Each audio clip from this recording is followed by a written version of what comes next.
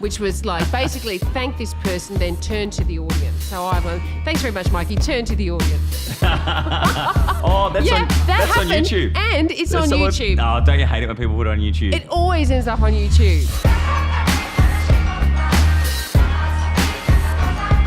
So excited to have this guest on the show. She's been in movies all over the world. She can dance, she can sing. She's recently found love on a dating show called The Bachelor. And she is one of the most amazing TV hosts, and you'll see her in the upcoming Channel 9 show, Love Island. It's Sophie Monk, ladies and gentlemen. Yeah! You know, that's really funny because that happens so much. You're not to Sophie me. Monk? No, I'm Sonia You guys told me Sophie Monk was Kruger. coming in. Oh. Do you know how embarrassed I am now? No. Sorry. That was just for the promo, sorry. I was going to say, you got Budget Monk, right? Budget. Ladies and gentlemen, it's Budget Monk. And it's Budget Monk. No, it's the OG. I'm the OG. The original gangster. Yeah, exactly. The original Sophie. The thing I love about people mistaking me for Sophie, which does happen a lot, is that she's like 15 years younger than me. So I'm like, I'm going to take that. No, is she really? Yeah. Are you telling people your age? Well, they put my age before everything I do. You wear like It's a badge of honour, though. No, I don't. You look spectacular. I hate it. Like, how do you do it? What's your secret? Or we have to wait for episode 26 of The Younger You that you used to do with Troy Thompson to Sticky tape and staples is Sticky how tape they and do staples. it. Yeah, apparently. It's all smoke and mirrors. Yeah. Yeah, no, but I'm so excited that you're doing this show because like we've worked together on so many shows over the years. Yes. And you're by far one of my most favourite people to work with. And I want to find out who the real Sonia is, even though I feel like I know who you are a little bit. I think I've seen a lot of the real deal when I've been hanging out in the Big Brother dressing room, which was yours, eating your food until you kicked me out. Goldman, get out, I gotta get changed. Do you remember when you absolutely scared the... Can you please beep this word out? Remember when you scared the shit out of me? You can say shit, it's the internet. Can I? Oh, okay. Remember when you scared the shit out of me on the show when you were dressed up in that outfit? It was Halloween or something. Oh, yes. Do you remember that? It was the Big Brother Halloween special. Yeah, didn't you film that? Was I Freddy Krueger and meeting Sonia Kruger? And you jumped out of my dressing room. And now that's what we do each day, every day. Oh, no. In my dressing room on Today Extra. So someone plays a joke on you and scares the crap out of you. I've hidden people in my closet, and usually David, I'll put him in the closet, and not the first time. And then I'll call, like, say someone in from wardrobe and say, "Oh, could you just get that jacket out?" And they open the door, and David jumps out. And honestly, we keep posting it online because that's not just your show. I noticed that on the Today Show, it's mine. They've been doing that as well. No, I own that. That is my show. Isn't that their idea? They're all my ideas. Oh, why aren't you hosting the Today Show? Why didn't you take that job? Well, I don't know. Why? That's ripped off. I mean, Georgie Gardner, and we love her and everything like that. But when Lisa Wilkinson was fired, we were sure that you would have got in there. Do you know the funniest thing about that job? I think everybody wants to be asked to do the job, but to do the job, you have to get up at like 3 o'clock. Yeah. No, even earlier in the couldn't do morning. It is heinous. What time do you have to get in there to do your show? Oh, I like cruise in at like 7 o'clock. Yeah. Do you know what I mean? That's all right. It's just still 2 hours before getting on air. Yeah, but I get to work like normal everyday hours. What about when you're on radio? Did you just rock up 5 minutes before? Okay, what am I going to say? Well, radio, no, I had to start early, and that scarred me. It scarred me for life. Sucks, man. Man, it's hard. Those long hours, I can't do it. That's why they pay people like Carl $83 million a year, you know? Hey, okay, that's a good thing to talk about to start with. Okay. Pay equality. Pay equality. Who gets paid more, you or David Campbell? Or is it the same? Yeah, you get paid more. Well, the thing is, it's like the reverse situation to Carl Stefanovic because like he hosts a lot of other shows as well. Yeah. And I mean, Lisa only did the Today Show as far as I knew, but then you've got, I mean, David does the show with you. Yes. And then you do The Voice. Yeah. And so much other stuff. I actually think it's one of those things that we should never really discuss. You know, people being asked what they earn is a really personal kind of question. Yeah. I would just say that I like to think that I get paid what I'm worth to the network, you know, and how they see you, how they value you, what your market worth is.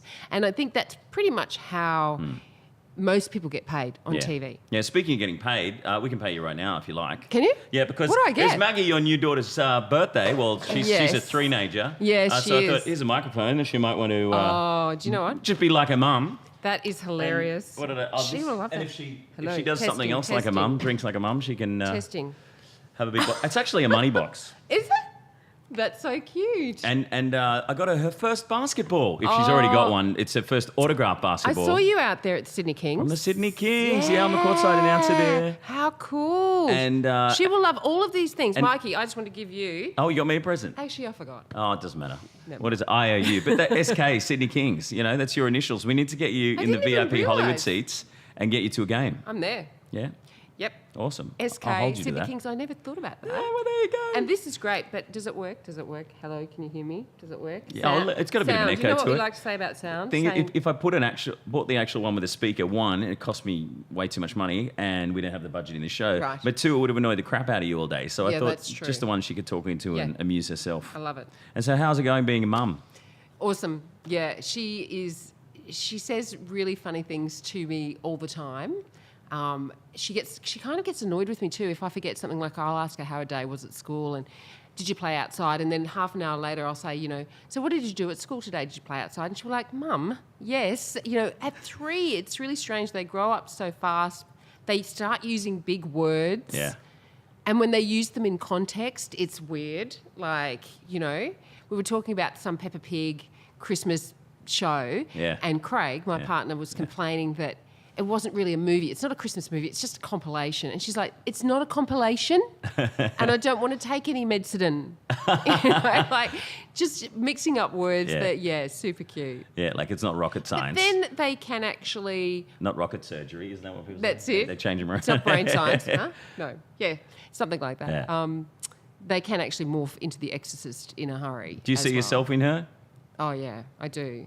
I see myself in her in the way she speaks and kind of, how she acts. When she scowls, she looks like Craig, which is really quite amusing because that's his standard Do sort of look. you tell Craig that when he gets angry with you? Yeah, I tell Craig. You're scowling. You look like our daughter. I have to remind Craig to smile, but, he's in serious news and that's kind of, they're serious. How's he liking being a dad? Has it helped your relationship or made it worse, or is it hard, or what's the story? You know what? It helps you and it brings you closer in a lot of ways. I remember just after she was born, I dissolved into tears when he came in. He was there the whole time, obviously, and in and out visiting that week I was in hospital.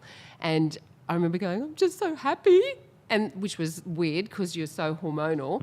And then it can test you at times too, because it's easy to contradict each other as a parent, especially around bedtime when she goes, I just want one more Shaun the Sheep, and you're like, no, it's 8 o'clock or it's 7:30 or whatever bedtime it is, and the other parent goes, okay, one more. Oh, then you're the bad guy. You know what? A girlfriend said you must present a united front no matter what. But Great you forget. advice. And You do. kids get smart because they'll go, oh, Mum said no, I'll just sneak over here to Dad. And Dad's like, yeah, sure. Yeah, exactly. And they learn the little tricks. Yep. It was quite an emotional journey for you to bring her into your life, because you obviously went through the IVF program. Yep. And then to finally succeed and get pregnant. You're the most beautiful pregnant woman on Australian television. You were... Oh, that was during Big Brother. Pregnant hosting Big Brother, Yeah, that's right. Giving babies to episodes and making babies inside of yourself. It's really funny when I look back at those pictures too, Mikey, because you remember, how we would start out and it would be sort of like the end of autumn, spring, and it would get hotter and hotter in Queensland as we went on, and my ankles kind of swelled in correlation with the temperature. I noticed that. Remember that? No. My ankles got fatter and fatter. I didn't ever check out your ankles. By the end of it, they never shot me below the knees. Oh, really? I know, I'm kidding. But it's They're like, great. put up the super, cover up her ankles. And so, I think I might have read about it in a few magazines back then, but you had a good support network, and obviously your friend donated an egg, is that right? Yeah, that's right. And because I was under the assumption, I had seen a lot of, Hollywood stories about actresses who were in their late 40s getting pregnant. I think Gina Davis had twins when she was 47. I mean, I'm guessing these numbers because it was a while ago that I read them. Halle Berry had a baby quite late in life. And I read those stories and I thought, well, it happens, so it's okay. Yeah. So when I started the IVF process, I was 45 and my IVF doctor said, I just want to let you know you have 0 chance of success.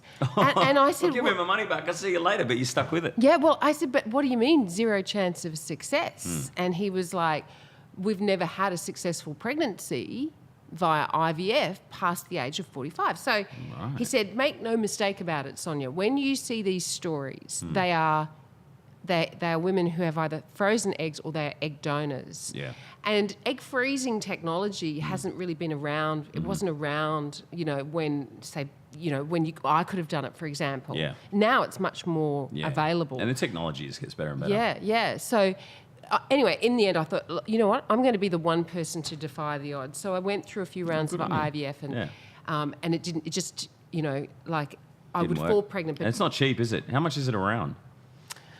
It is, I believe now, I'm thinking it's around about $7,000. But there is a government rebate that you get on that. So I think it ends up costing around $4,000. And the price may even have come down a little bit more since then. And so when you've done it a few times, what do you do? Do you give up hope, or do you go, okay, maybe I need one of those little Indian statues and rub its belly? And do you get a little bit like that, a little bit spiritual, and try and work other ways? Well, you do. You go through stages of where you think you think I'm just going to stop, and then you'll see another story, or you'll read something new, and it'll give you more hope.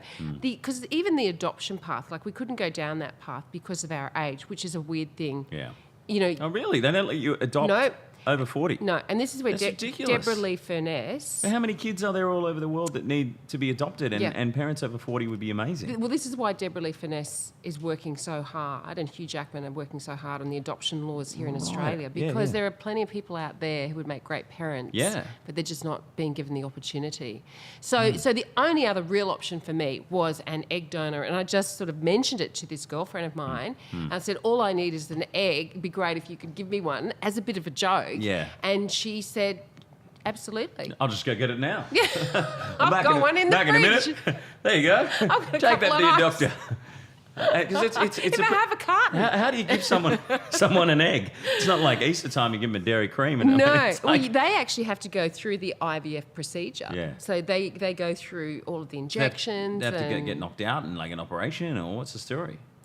Yeah, basically they go through the whole IVF procedure. So they take the injections and they basically, it makes you produce a bunch of eggs, and then they take those eggs out. And so essentially that's what she did. She gave me those eggs. I know. It was incredible. Got little Maggie! Which every time I look at her, it just blows me away. Yeah. And we often have, I used to think, I wonder how we're going to have that discussion about, biology. Because once upon a time, IVF, or people who were referred to as test tube babies, it was like everybody sort of whispered it, and it had a real stigma to it. Yeah, totally. I remember that. And it shouldn't, and it doesn't now at all. And I think it'll be the same thing with like egg donor babies. Do you even have to tell her?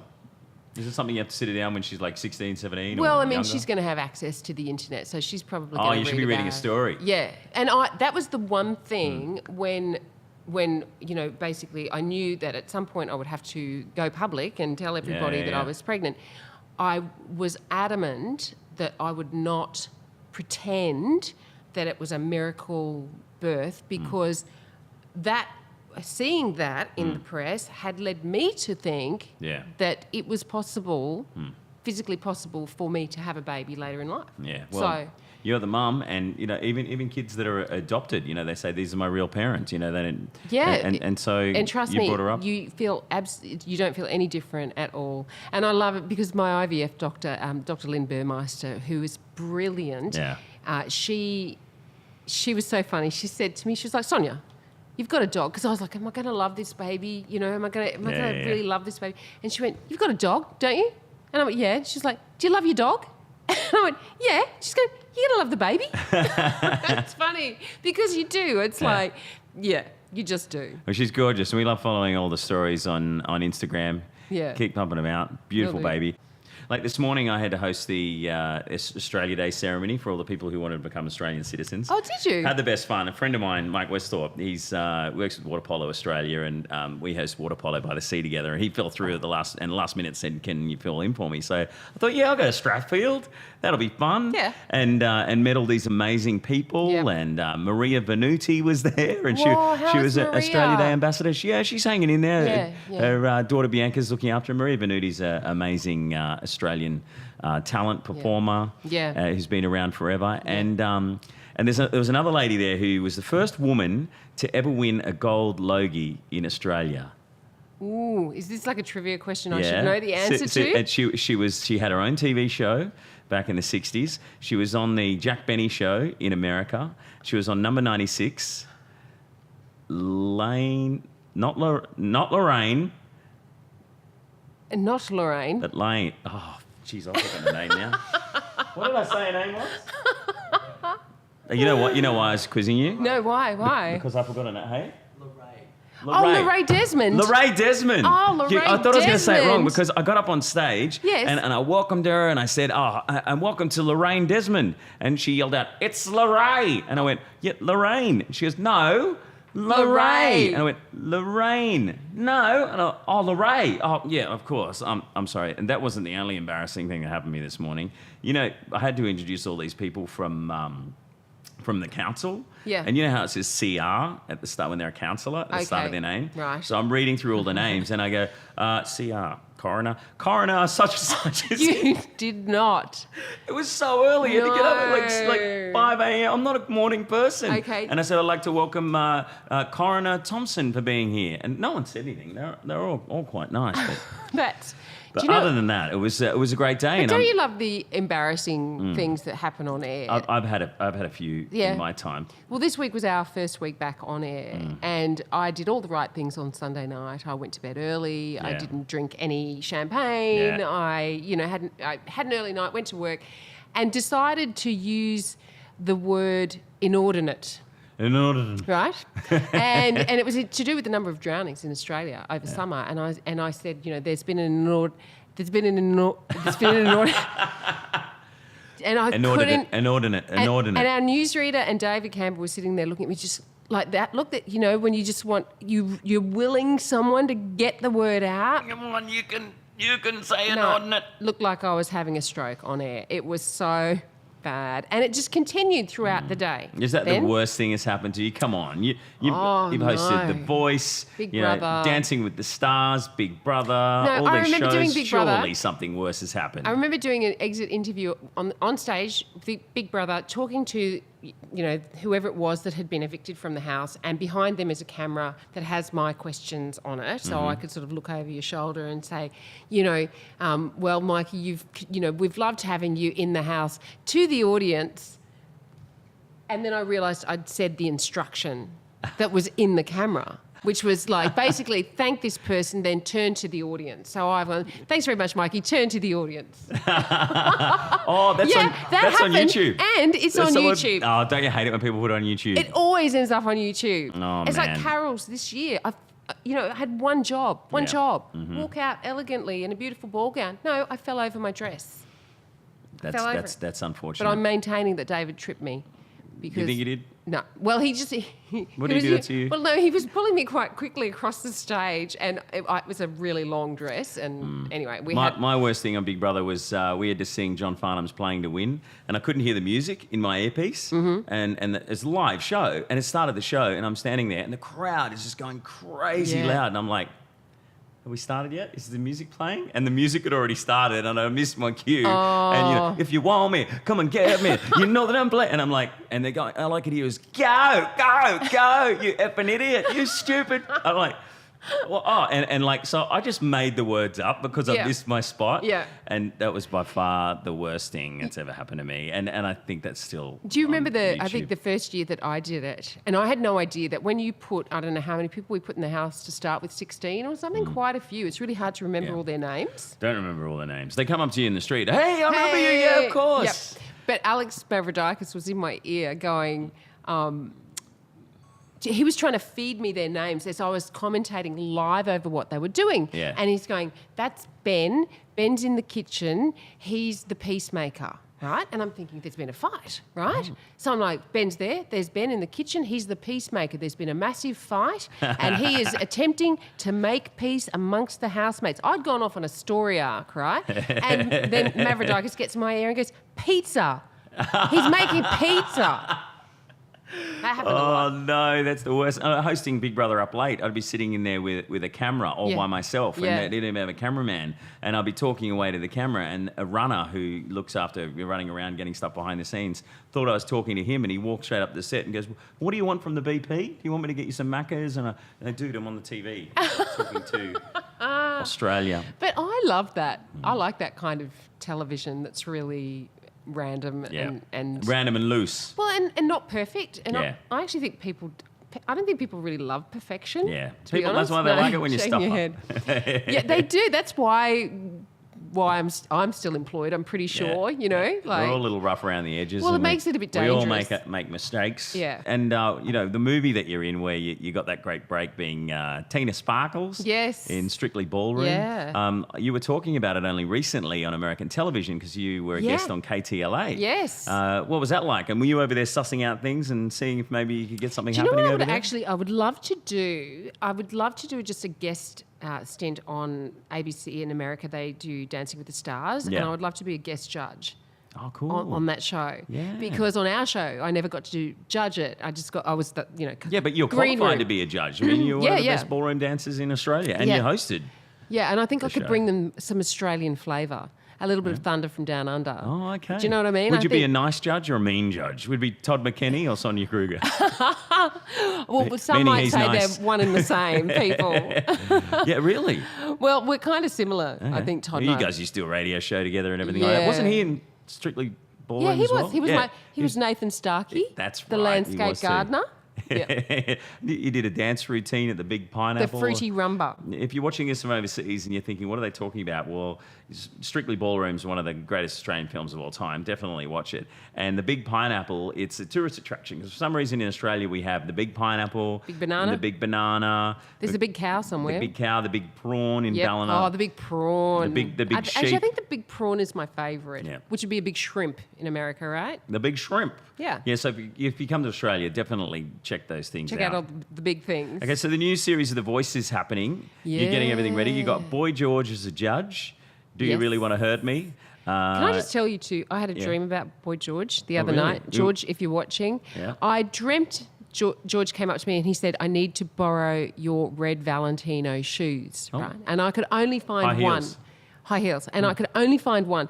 And I was living in a house and it had like a raked floor. And it was really ramshackle and I couldn't find this shoe and I was stressing out.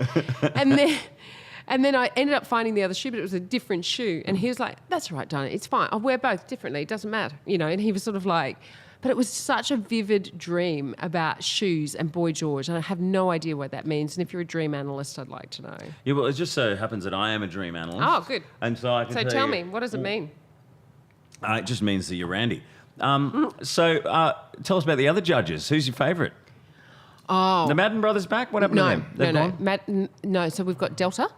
Kelly Rowland and Joe Jonas is the new yeah, that's coach. right. I heard that. Yeah. Cool. You met him yet? Yeah, I have. Well, sorry, when I say I've met him, we did a live cross. No, we did a live cross. Yeah. Cool. And he actually seems to... I didn't realise Cake by the Ocean by DNCE. Yeah. It's Joe Jonas. Yeah, it's a great song. Yeah, it's a great song. Cake by the Ocean... Just keep on another word. But there is a little bit of swearing in it, so I had to kind of like tone it down when Maggie's in the car. Oh, yeah. So I was like this legitimate fan of his without knowing I was a fan of Joe Jonas.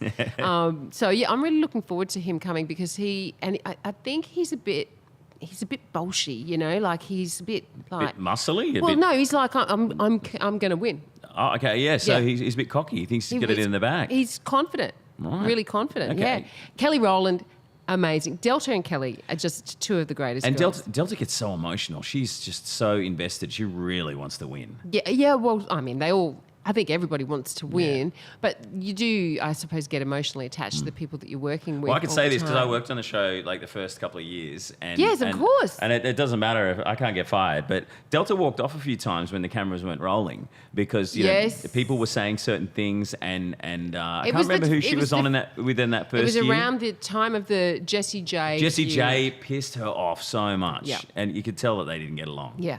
And Jessie J's so in your face. And like Jessie J get up to sing a song and then Delta would go, well, stuff this, I'm not going to let her run the show. And she'd get up and start singing with her and then they'd have this vocal attack on each other. It was amazing to watch, but you could just tell there's some real tension. But, that's the thing, isn't it? Like, not everybody is always going to, like, you can't make everyone like you, can you? So sometimes you just have to kind of go, okay, that dynamic isn't going to work.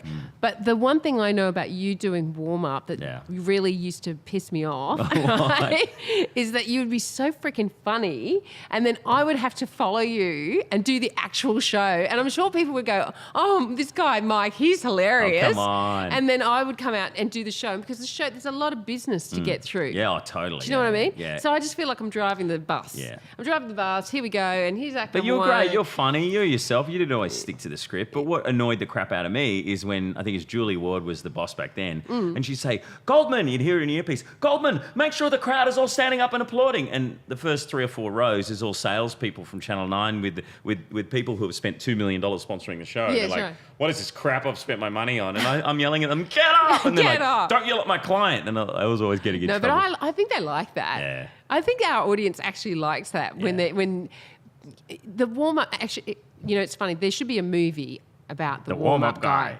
I went There to The should be. Voice in the US and the first 2 or 3 rows are all paid people.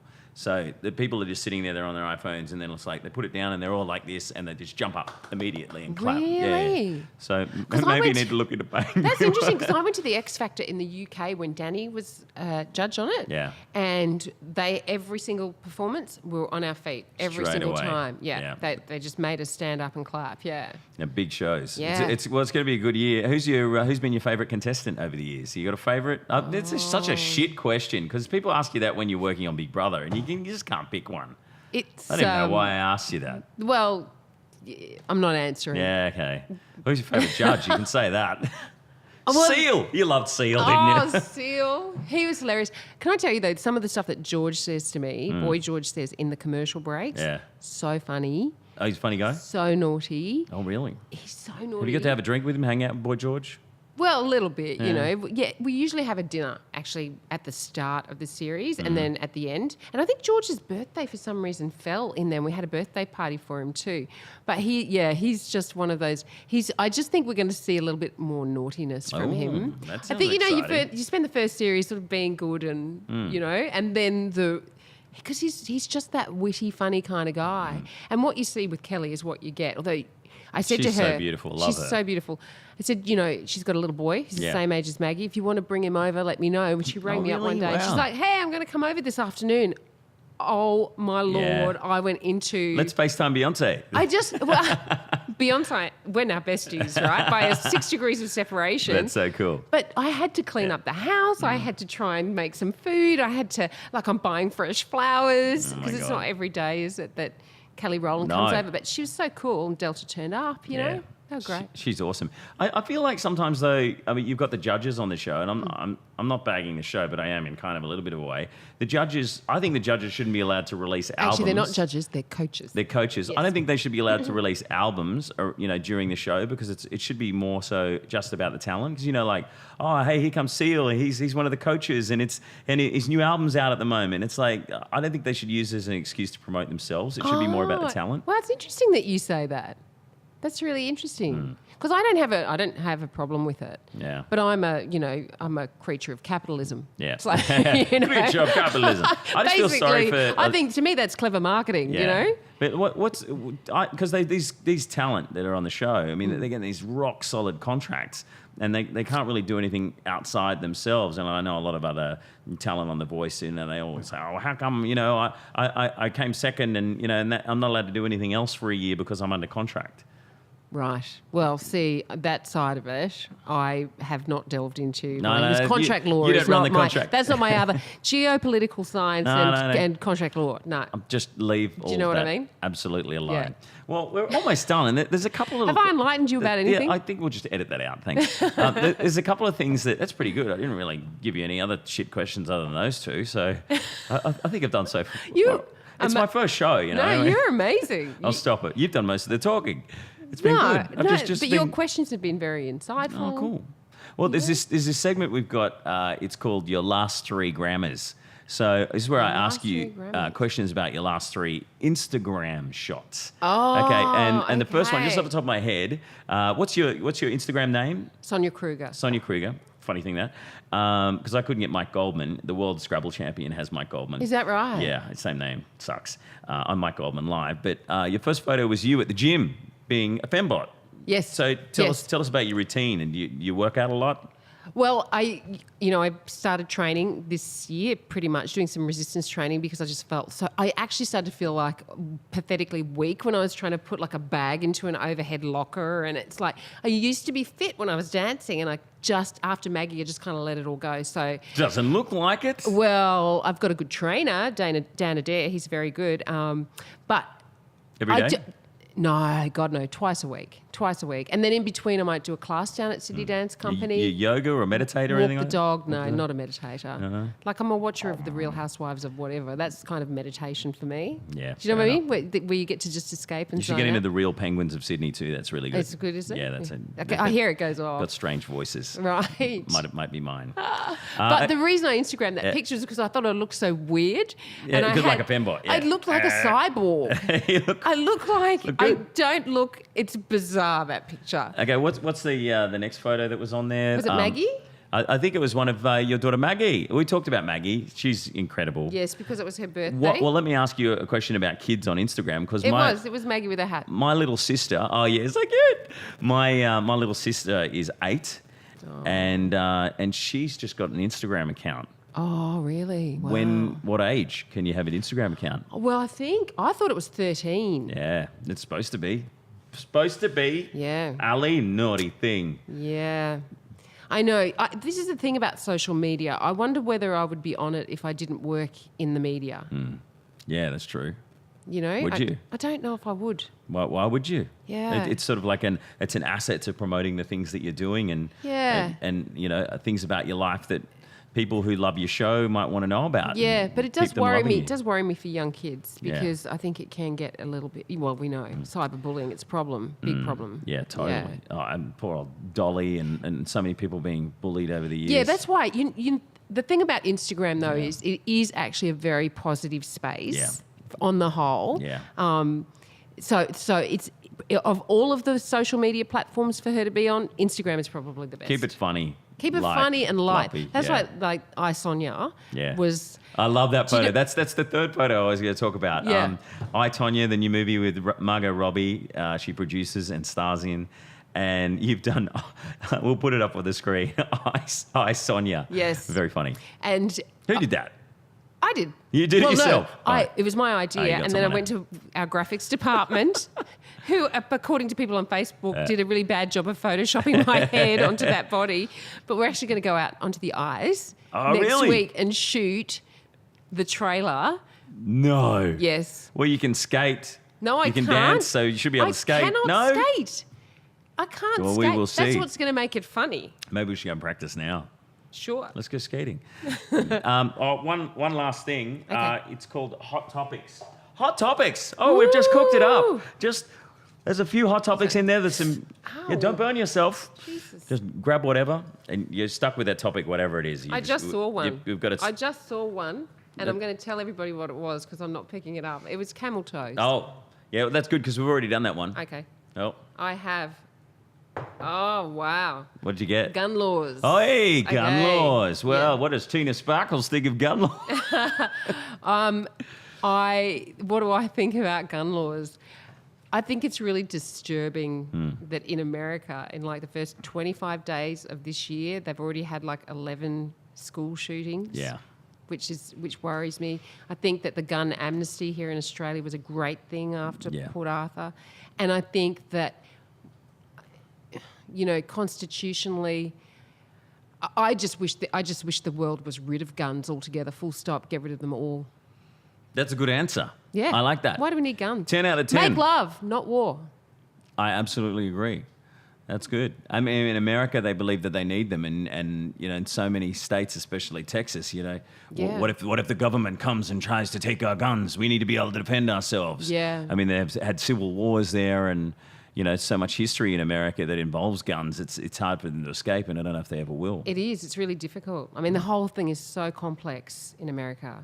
I think we're really lucky here that we, our laws are different, that we don't have that same culture, and I certainly hope I never see it like most people. But I think if you asked practically anybody out there, do we need guns? Do we want them? We don't.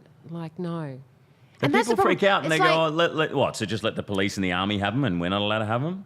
Because people get paranoid and they think that one day, what if they come and try and, do something to me? I can't defend myself. But who? Who are we talking about? No, paranoid Americans. The thing is, Josh Wade. How they censor, how video, movies, television, when it comes to things of a sexual nature, they're quite highly censored. Yeah. But when it comes to violence, it's a whole different ball game. And it's I think we do need to adopt that mantra, make love, not war, because that's, I agree. Peace out. Thank you for joining us on this special gun control episode of On the Mic, joined by gun control expert Sonia Kruger. Sonia, oh my God, we'd like to present you with this Colt 45 for joining us on the show. Not a Kluger? Hi, Kruger. There's so many things you can do with your name. I got a lot of friends working on a show called I'm a Celebrity, Get Me Out of Here, and they're in Kruger National Park. I thought of you. No, Joel Creasy actually, he sent me a message. Oh, he mentioned it. I'm in your park. He said, I'm here at Sonia Kruger National Park.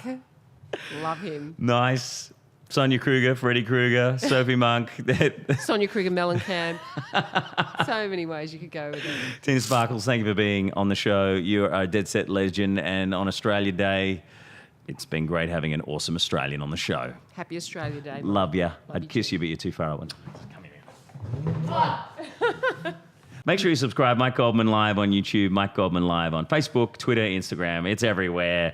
Get involved. Be a part of it. Send us any questions or any problems that you have that you'd like us to deal with on the show, and send us your money. Yes, if you want to be involved in the show and a part of it, you can be by helping make it happen and be a part of our special chat group where we do every week, where we talk to people and get involved on Facebook. So that address is patreon.com/Mike Goldman Live. Thank you, Sonia Kruger.